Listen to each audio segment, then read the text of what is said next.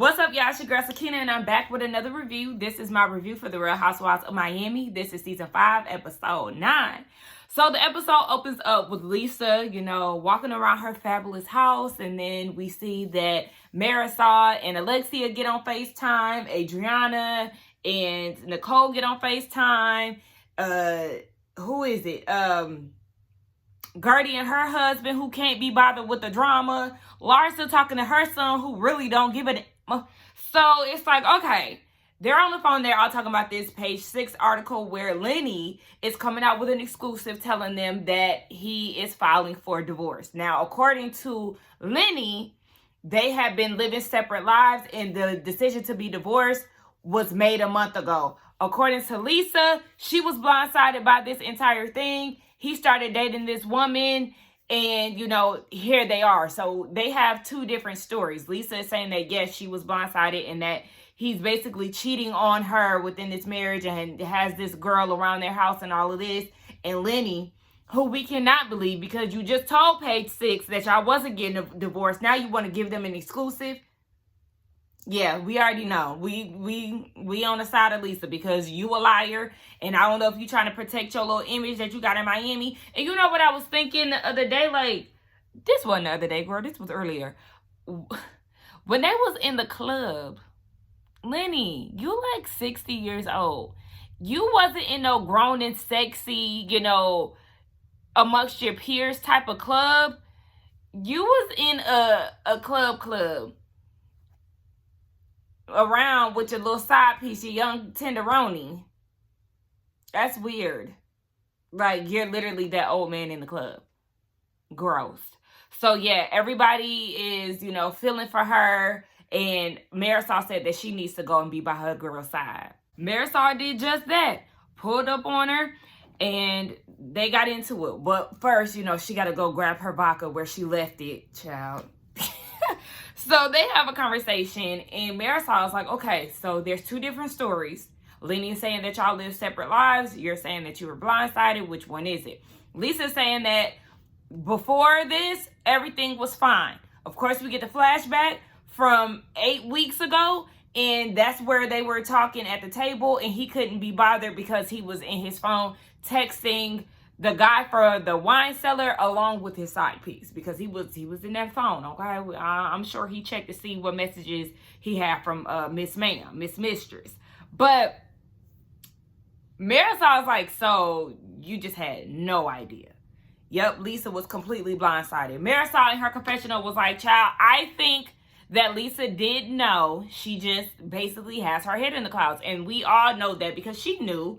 Marisol thinks that she just thought that they would get back on the right track. And yeah, that is the situation because y'all were not fine. Y'all were not normal. This man hasn't been sleeping with you for, I don't know, however long. Girl, you knew that something was up. You knew that something was up. You're beautiful.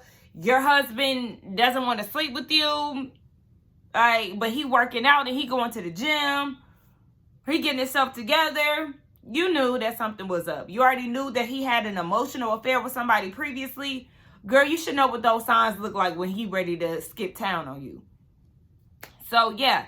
Now y'all here with it. And Marisol's like, well, luckily you have me, Alexia, and Larsa. We all got divorced. And look at where we are now. Like, there is something for you on the other end. But she doesn't want to lose the life because she's in love with her husband, even though she doesn't like him. She in love with the lifestyle more than anything because that man been giving you the cold shoulder for a long time, sis. And she doesn't want to have to split her time with her children. I totally understand that. You go from having your kids, full time to sending them to their dad's house on the weekend, and then the dad is a jackass and he doesn't respect his children. He already has his mistress there while his kids are there. So it's like, I don't really see him trying to ease them into it because he already got the girl in the house.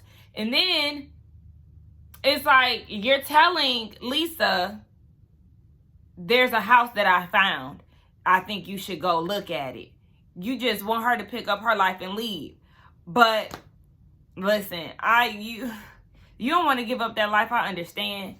Take it, get you a good lawyer, sis. You might win the house. Get you a good lawyer, okay? You might win the house And even if you don't win the house, I mean, they say that she's still in the house currently, but even if you don't win the house, just know it's okay to start over. Like, I understand.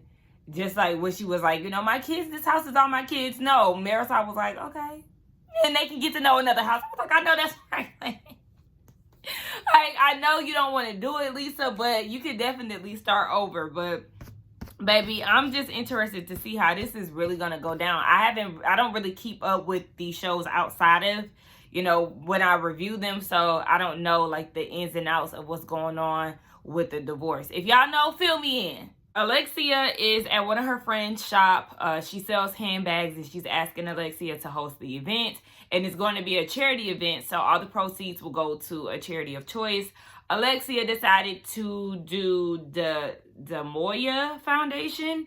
That's for people or young adults with certain abilities. The way that she worded it, Alexia, what she said special abilities or something. She worded it like, she didn't say disability, and I really like that. Like, that was perfect wording. I just can't, you know, figure out what she said exactly, and I don't feel like rewinding it. So yeah, it's something that'll help Frankie. They reached out to Alexia and wanted to help. They felt like she was doing a good job, but she needed some assistance, because we know Todd had got them together last season, talking about how Alexia is an enabler, and we already know that. So yeah, there's somebody who comes over and shadows with Frankie for 4 hours and helping him gain more independence. And I love that. I really love that. And Frankie said he don't want to be independent, though. He said, because his mama a saint. I'm glad she a saint in your eyes. But we just gonna go on to the next scene. Julia and Martina. Julia sets up this surprise dinner for her, and she's taking a walk down memory lane back to 14 years ago, where she made a fish meal for Martina at her apartment in Paris. Now, she a little frantic. She get her daughter to help her, but she a little upset because that fish is a little overcooked. So that was like her main issue. She couldn't really focus on a lot other than that fish, because even when Martina came out for the surprise, she was like, you know, it's the same meal from Paris. Yes, we have this and we have the overcooked fish. And then she was like, tell me how you feel about the overcooked fish. Like, girl, okay, we get it. The fish is overcooked. You don't like that, but it's okay, because I mean, look, it is what it is. But she was like, Julia was saying that she can't help but to think about Lisa's situation and how she was blindsided, and she wants to know if there's anything that Martina is holding against her. And Martina is like, no. But she does want to go to Aspen, and she wants Julia to come with her. I think she said 2 weeks out of the year. I think that's what she said. And Julia's like, well, I'm afraid that you might find some Aspen skier and fall in love with them. And Martina's like, nah, baby, you know I ain't going nowhere. I want to do this together. They agree that they don't want to live separately, but be together. So it look like you're going to have to be a part of them trips. I really hope that Martina pulls through because she has breast and throat cancer. So that was the other cancer, and that's so scary. I don't know what stage of her cancers that she's in, but you know, battling 2 different cancers, that's a lot. So I just really, really, really hope that she makes it out of this safely. And that's just a lot to deal with. Like, every time I see these scenes with Martina, I think about what she's going through. So, yeah, Julia said that she feels the same way that she felt 14 years ago. And baby, they about to go do some girl on girl stuff, you know, a little lesbian love. I said, okay. I like them together. I guess Martina is just more mellowed out. She really, I guess, isn't that expressive, or, you know, like, woo, you know, that she's very pretty even cute. So I guess that's just her personality. When she happy, she probably just just like that. Marisol and Alexia, they meet up for dinner, child. They look good. Like, I will get, especially Alexia, what I said they were like 56, baby. Yeah, because she said she got like 4 years. So I guess 4 years before 60. Girl, you still gonna look snatched at 60. Like, you look good, girl, okay? Plastic surgery and all. Anywho, they can't even enjoy the meal that Bilal brings out to them before. Bilal was on it, wasn't he? But before their friends interrupted filming, it was like, oh my gosh, are y'all filming? Like, oh my gosh, I'm so sorry. Are we talking about the Hochsteins? So I think that's how you pronounce their last name. Talking about Lisa and Lenny. Child. They was like, we can't even enjoy dinner without, Lenny and Lisa being the talks of the town. And that pretty much set off their whole conversation for the scene. They were talking about how, as women, you do see those warning signs and you just don't want to admit it. Alexia said with her and Herman, they were putting on in front of everybody, but when they would go home, they would sleep separately. She would sleep with Frankie. She said one day she woke up late at night and he was just coming in. It was like 5, 6 o'clock in the morning and he had already gotten an apartment. So it's like, you already know what's going on. You just don't want to face it, or you don't want to deal with what comes with y'all breaking up. So we all know that Lisa definitely seen them warning signs. She was just acting like she blind to the bullshit. Gertie and her husband, they're taking a walk down memory lane too. I said, child, listen, I guess all the date nights is just going to be reminiscent of the first. So Gertie and her husband go back to the beach where he proposed. It'll be 20 years. Well, at this point, it's 20 years for them. And she wants to check in because with the whole Lenny and Lisa situation, you just never know. So she wants to know what she can improve on. And, is he happy and all of that? And he was like, well, there's definitely things that you have improved on or whatever. But she brings her work home. So he said at night she shuts down. And I want Gertie to shut down these wigs that she's wearing. Like, let's get the wigs Gertified, okay? Let's do that because, like I said, I want what's best for you, sis. And I don't want to keep seeing the closure, and I don't want to, let's get that fixed, and then we'll be on the same page. So, yeah, she is saying that she really doesn't have mommy guilt because she has boys, and they really get along with their dad, but she is feeling a little disconnect between them because she isn't into Star Wars and Legos and all these other things. So she just kind of feels like, the relationship is a little weird when it comes down to the boys, but they used to have game nights and she wants to incorporate that once a week to reconnect with her children. So she said, she ain't the best Gertie yet, but she almost there. All she got to do is spend a little bit more time with them bald-head kids and, have sex with her husband more. Adriana finally goes and get her BBL that she didn't have to go under the knife for. She brings Julia along, and Julia's like, girl, you brought the wrong friend because I do not like needles.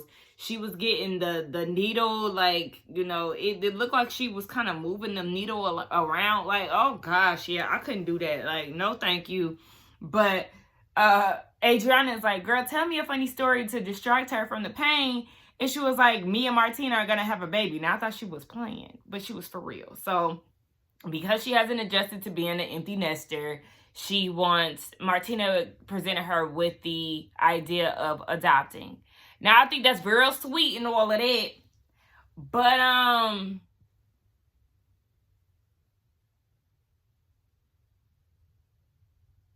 why can't you just adjust? Like, that's the thing. Just adjust. Life is going to throw some things at you that you're going to have to adjust to. Because then that kid is going to be grown and out on their own, and what you gonna do then? Gonna get another baby? Like, girl, you gonna have to figure out how to live for yourself and live on your own. You can't just rely on kids to feel complete. You have 2 children. It's just like, okay, I mean, that's all nice and dandy, shout out to them being presented with the opportunity to adopt. But Julia, you need to stop being so dependent on other situations for your happiness, okay? Okay, girl. We'll just see how that goes, especially now with, Martina and her situation. It's the day of Alexia's charity event. So we have Gertie and Nicole. They're in the car and they're having a conversation about the dynamic within the group. And Nicole is like, do you notice like the little jabs that Larsa be trying to take at me? She keep mentioning, my ex-husband, the school teacher, and they showed 3 different instances where Larsa brought up this man and him being a school teacher. Like, yeah, it's definitely a jab. And Gertie was like, I mean, I hope she wasn't saying it like that. But I was with Nicole. Why else? She's not saying, Gertie, your husband, the firefighter. Like, yeah, you're saying that to try to minimize his career or whatever the case. Like, Larsa, I don't know where she's trying to get with that and why she keeps doing that. But me and Nicole, we on the same page. Oh, yeah, sis is also getting ready for her engagement party. It's going to be Great Gatsby, Vegas themed. They're playing off of, hitting the jackpot because they met in Vegas. I'm surprised she didn't ask Gertie to do it. But, I mean, Gertie isn't the only, party planner. And Gertie also does not need to be booked and busy to that extent to where she's hosting all her castmates' parties and stuff. So, I get it. But I know she probably be at the events like, they should have did this instead of that. Why they didn't have this out here? No, because, I mean, this wall should have looked like this. I know she'd be critiquing the events like she did with Alexia's party. So all the girls get there, and I liked Alexia's outfit. I liked Nicole's outfit. I couldn't really see what Larsa had going on. I liked the color of Adriana's outfit, but, like, all her hair was, like, pulled down to the middle. So I don't know if she was showing cleavage or she had a tank under. Like, I don't know what was going on with the the hair area, but I did like the color. Gertie's outfit wasn't bad. She actually, I don't know if she bought a. Hold on. I don't know if she bought a purse. She did say that she had one, so I don't know if she already had that or if she bought one to go with her outfit. But I love the colors. Miami is very colorful. It's a very colorful cast, and I like that. Larsa, I did not like them crimps in your hair. Like, Larsa hair don't be done. Larsa and Marisol, both of their hair be looking a mess. Adriana hair be looking a mess too. But it's really Marisol and Larsa hair that be really aggravating me. But they all gather around and they have a conversation. I noticed that Kiki wasn't there.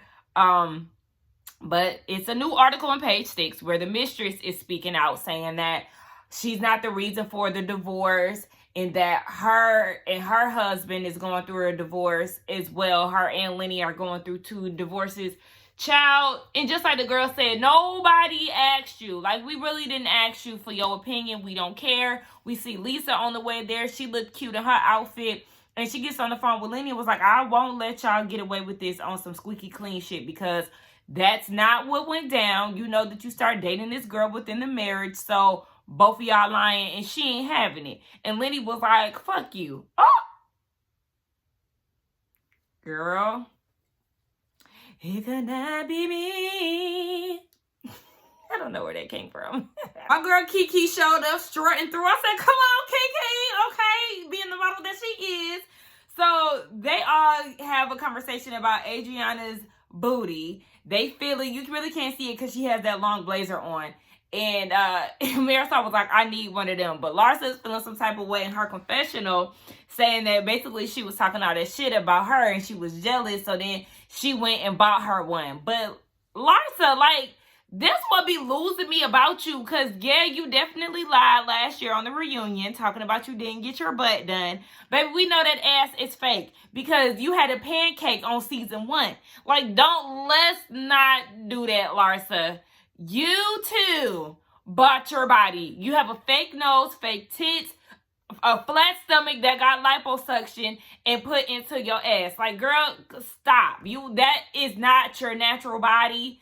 You did that to Lisa, trying to make it seem like you wasn't a cat woman with her or like her, and now you're doing it with Adriana, trying to make it seem like she bought her body and you didn't. Girl, y'all in the same damn boat. I understand that you looking at her crazy because she was talking all that shit, but y'all both bought y'all bodies.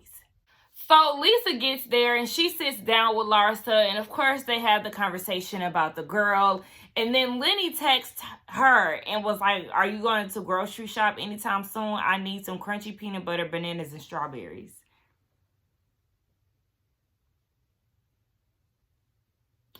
At that point, you're blocked. Yeah, because had that bitch order you some chunky peanut butter, crunchy peanut butter, strawberries, and bananas. Like, ain't that where you staying at anyway? Don't play with me. Play with your bitch. So she went to the bathroom. She talking to Kiki and Marisol. And then Nicole takes the opportunity to sit down with Larsa to see how Lisa is feeling, and then she was like, this is our first time having a one-on-one conversation, Larsa. But I do want to say that our last couple interactions have been a little weird because you always bring up my ex-husband and him being a teacher. Like, I just want to understand where is that coming from. So then Larsa goes and says, do you know who my ex-husband was? Or do you know who I divorced? Or whoever the hell she said. Like, what does that have to do with that? That makes what she just said even worse. Because here you are again coming off condescending. Just like Nicole said. Like, yeah, we understand. Scottie Pippen, he's a basketball player. He is, one of the most known old school basketball players. We get that. Okay? But that doesn't take away from her ex-husband and whatever his accomplishments may have been. Like, I don't understand. It doesn't make sense. And then Larsa is like, okay, but you've also said things about me. You've judged me before getting to know me. And then you also said that you need to know who I am before you invite me to your house. Who are you to basically make that call? Just because I'm Larsa Pippen, I should be welcomed into your house, basically, is what she trying to give off. And I'm like, no, the same way you didn't want Adriana and Julia to come into your house with a certain energy, it's the same way she wants to get to know who she's allowing in her home. It's not that hard to grasp. Larsa, and this is where you real loud and wrong. And yeah, you do give off that funky ass attitude. Like, girl, please. And then she was like, I've heard so many things about you. I've heard that you fucked everybody at the hospital. But do I judge you for that? Okay. And then if I was Nicole, I would have got right back with Larsa. And you know what? We've heard so much things about you in the blogs too, about who you fucking. Future. You and Chloe was obviously sharing a dick. And Tristan. Now you roaming the block with Michael Jordan's son, which is weird because I know y'all was in close corners because Michael Jordan was your husband's right-hand man. And you also was being seen around town with a married man. Like, girl, please. There's a lot of things that we done heard and seen from you in the blogs. So Larsa, please pipe down. I would have got her all the way together, and I hope Nicole get her together in the continuation of this episode. Because, no, man, what you not going to do is try to act like you better than somebody. And that was Larsa's problem season 1. And now it seems like season 1 Larsa is coming back. Larsa, you was cool with me last season and at the top of this season. But some of your ways are starting to creep back and you getting on my nerves. But anyway, that was the end of the episode. Y'all let me know what y'all thought about it. Let's get down in the comments and talk. Don't forget to like, comment, and subscribe to my channel. And I will see y'all in the next one. Bye.